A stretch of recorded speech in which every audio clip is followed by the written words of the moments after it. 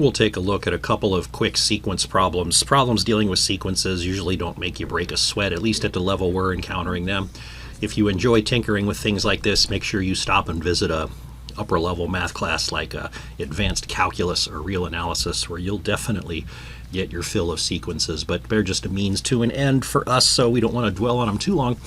We just want to learn about trends and how to do some quick predictions. So a couple of examples here. In the top example, we have a sequence n squared over 2 to the n, and we're just going to ask, well, what's the trend? What's the limit of the entries in that sequence as n goes to infinity? So if you saw the page jump there, it's because the very first thing I wrote down wrong. So I started over, and instead of starting over the whole video, I just rewrote the page because I didn't mess up too much of the sheet. Okay, so this particular sequence, the entries starting at n equals 1 would be something like 1 squared over 2 to the first, and then 2 squared over 2 squared, and then 3 squared over 2 cubed, and on and on and on. You know, is this a sequence of numbers that are getting bigger and bigger, or are they ultimately going to be getting smaller and smaller? It's a little hard to tell so far, but what we can do is rely on the link between sequences and functions, right? If for a minute we pretend that we're looking at the function x squared over 2 to the x, right, and we wanted the limit of that function as x went to infinity, well, we have an indeterminate form there, and we know that L'Hopital's rule can kick in. So what I'm going to do is revert to the sequence notation with the n, like this, and I'm going to start applying L'Hopital's rule to this limit, because in the background we know that we're mimicking what would happen with that function. So we're not really allowed to use L'Hopital's rule on sequences, because the sequences only have input at integer values, whereas this here is a continuous function. So L'Hopital's rule is supposed to go there and not here, but we're all friends and we're going to do it anyway, just pretending that this is a function for the moment. So that means that we can take the limit as n goes to infinity of the derivative of n squared to n over the derivative of 2 to the n, which happens to be 2 to the n times the natural log of 2, right? That's the other real number version of the derivative of e to the x being e to the x.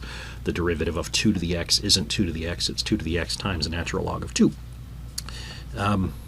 However, this is still an indeterminate form, so we can hit it with L'Hopital's rule one more time. And the derivative of the top is 2. The derivative of the bottom is another 2 to the n natural log of 2. So now we have natural log of 2 squared. And now it's pretty clear what's happening, right? The limit as n goes to infinity of 2 divided by something which is just now going to get bigger and bigger. And so that limit is going to be 0. So even though right here we have 1/2, 1, 9/8, it looks like it's getting bigger and bigger, but if we made some more, like the next one would be 4 squared over 2 to the 4th, which is 16 over 16, and then we could do 5 squared over 2 to the 5th, which is 25 over 32, and now we see that downward trend, which is just going to compound itself. So the first few terms were sort of tricky. All right, I'm going to ask about trends of this particular sequence, just to throw around some terms. This sequence up here eventually is a decreasing sequence, because as we go along in the terms, each term value is less than the one that came before it. After we get past the first few, right, this first few, the values kind of go up and down. So this isn't decreasing from the start, but it is what's called eventually decreasing. Other sequences might be just decreasing because they decrease automatically from n equals 1 and onwards. So what we're going to look here in trends is whether it's a bounded sequence and what kind of trend does it have in terms of increasing or decreasing.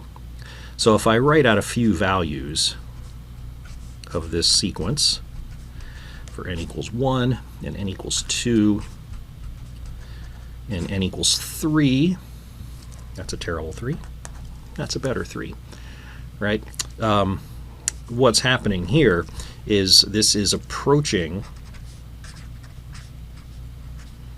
1 plus a really tiny number.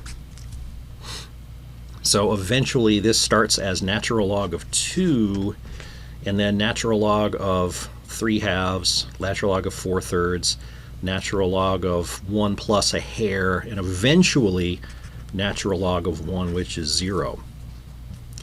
So this particular sequence has a largest value in the first term, which is natural log of 2, and it's not a lower value because the sequence will never actually hit 0, but 0 is called a bound. It means it's a number that this sequence is never going to get below. So the values of this sequence are kind of coming in for a rest on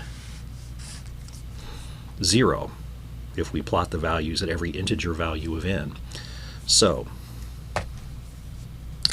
natural log of 2 is called an upper bound. 0 is called a lower bound. The trend is that it's decreasing, not eventually decreasing. This guy is decreasing from the very first term. So you'll see some questions which will ask you about whether a sequence has a bound, upper or lower, that's just the biggest value it has, or the smallest value that it probably doesn't actually hit, but certainly will never get past. And then whether it's increasing or decreasing, or eventually increasing or decreasing.